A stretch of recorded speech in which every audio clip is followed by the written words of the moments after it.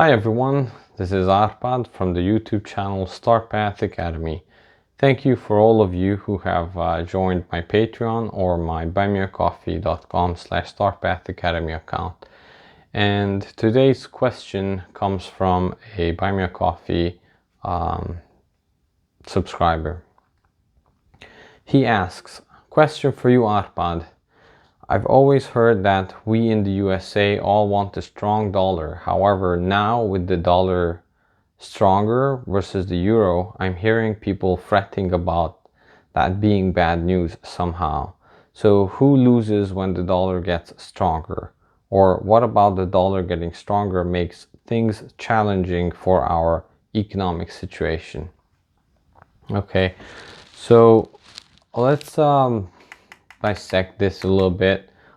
Basically, by in and of itself, a strong dollar is good if you have your savings in dollars, right? The issue is very few companies have the majority of their savings in dollars. Actually, they most likely have a lot of debt and then a steady stream of income in dollars. That's most of the companies, right? Technically, the dollar getting stronger isn't a bad thing.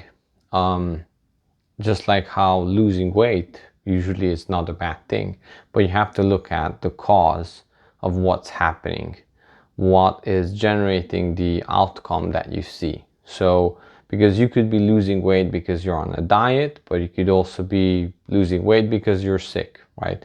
The end effect is the same. You're losing weight. However, one is really good, the other not so much. So the same thing with the dollar, right? There's very much, there's a world of difference between the dollar getting strong because our economy is so strong and everybody wants to do trade with us, right? That they are stacking dollars in order to use those dollars later on with us, with the US, in order to make trade, right? So that could have a strong dollar effect because they are sucking dollars out of the system. They're storing it, whether that's different ways, right?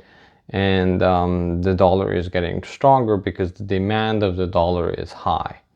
However, there could also be a deflationary event where the economic machine is slowing down, and because of that there's less dollars to go around, thus the US dollar becoming higher in value. On the international stage, why everybody is fretting it, because last time the US dollar was on pair with the euro, I believe it was around 2007 2008, right?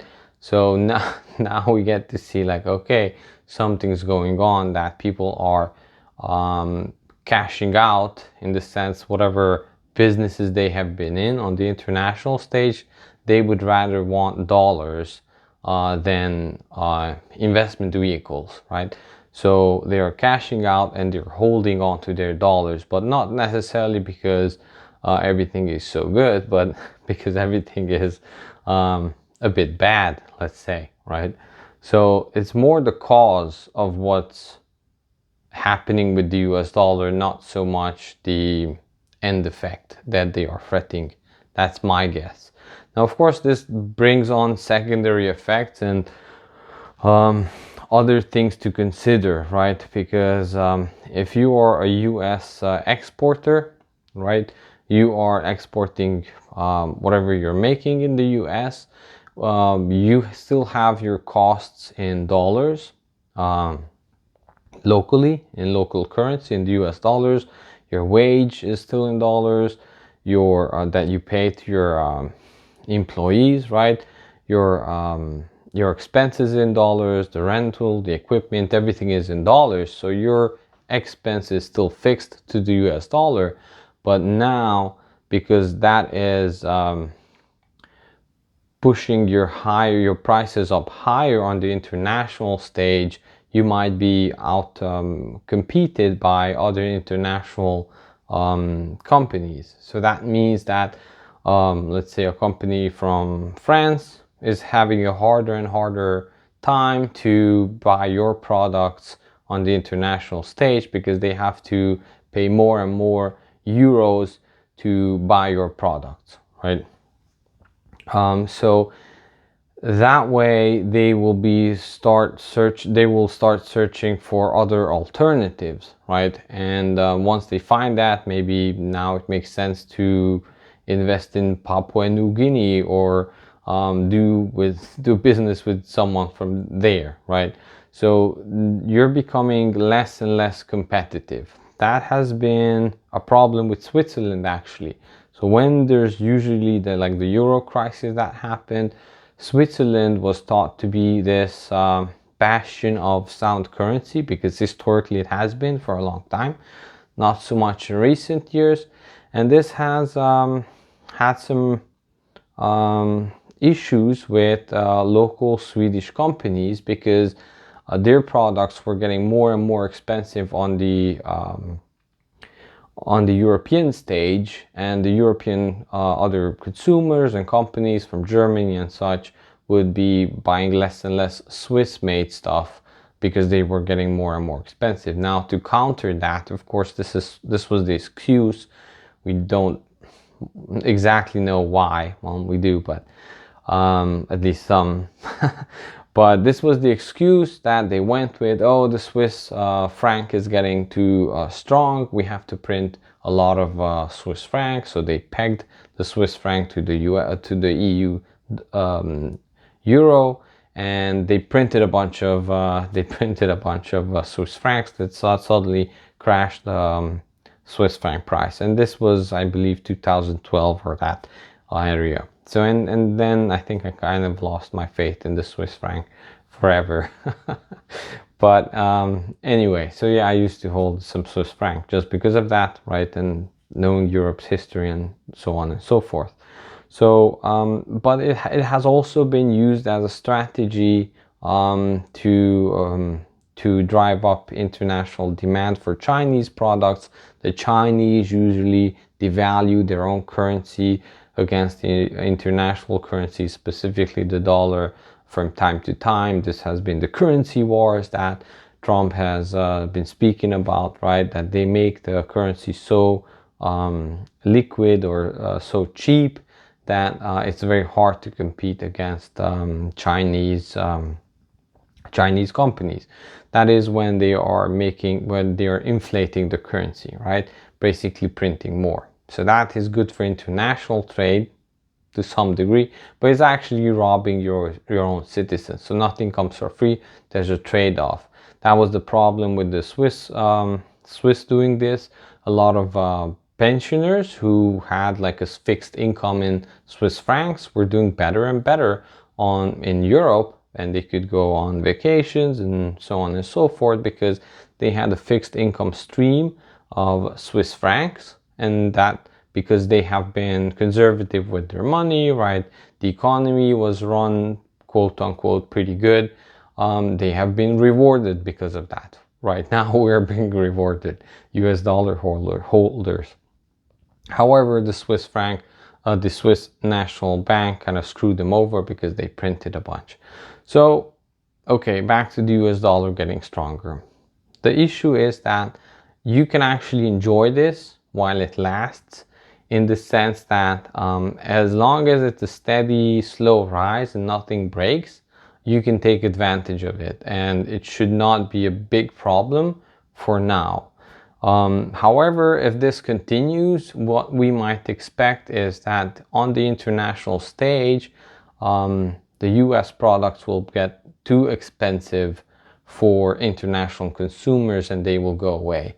That means that companies here in the US might need to default, restructure, or just stop existing, which will cause some other issues. If they had debt, which was a steady income stream from the bank, now debt destruction has occurred.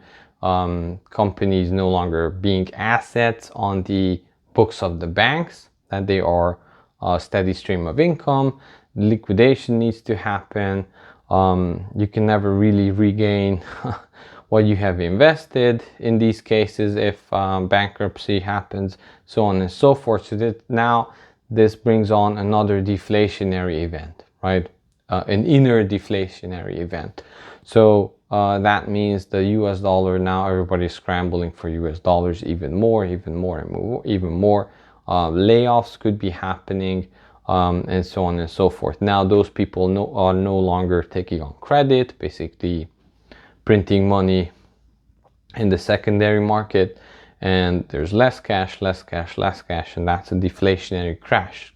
That has happened in many times in the US and international history, right?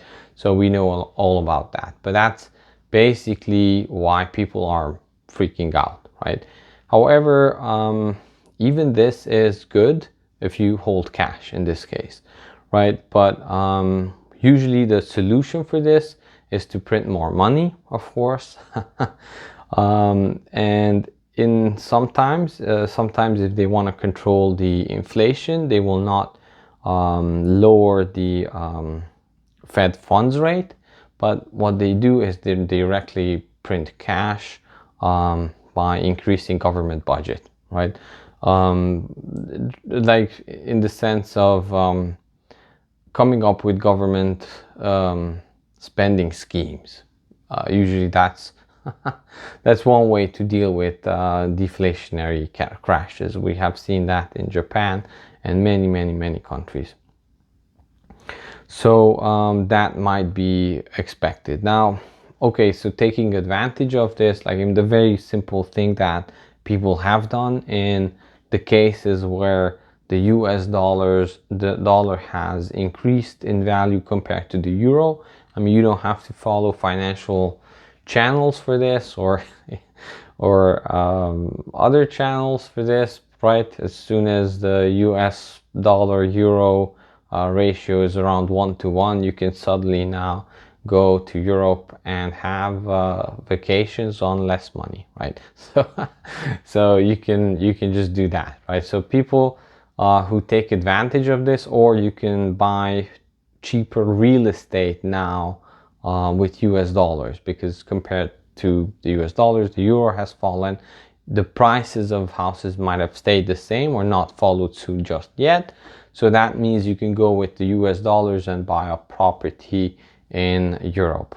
Now, I'm not saying you should do that, but I'm saying like there are things that you can do, real physical things other than Forex and shorting and shuffling paper. You can actually do physical things with your stronger US dollars. The issue is that you don't want to spend it all, because if this goes into a full-on deflationary crash, you might need those dollars even more later.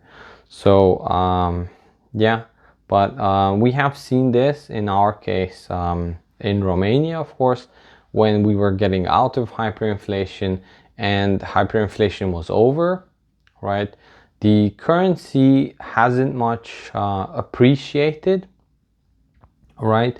So I would still say inflation continued. We haven't seen deflation like this.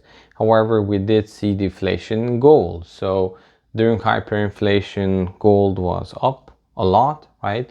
And then as we were leaving hyperinflation and the new currency was issued and everything was being normalized, and the Eurozone and everything else, then we started slowly seeing deflation in gold relative to other assets. Never to our own currency, because that was still inflating, but relative to other assets, gold was depreciating.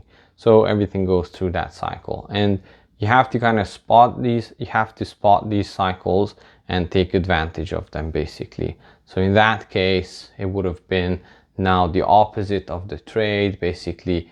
During that time, as you were getting out of hyperinflation, you would traded your gold into real estate, because real estate was relatively cheap compared to other assets. It has hyperinflated nominally, but relative to other assets. So that's why very early on in some of my videos, I have told you that you have to compare things against things, and that's how the rich get richer, and money and paper is just a number scheme for them. I hope this explained your And I hope I explained and answered the question with this explanation. Thank you.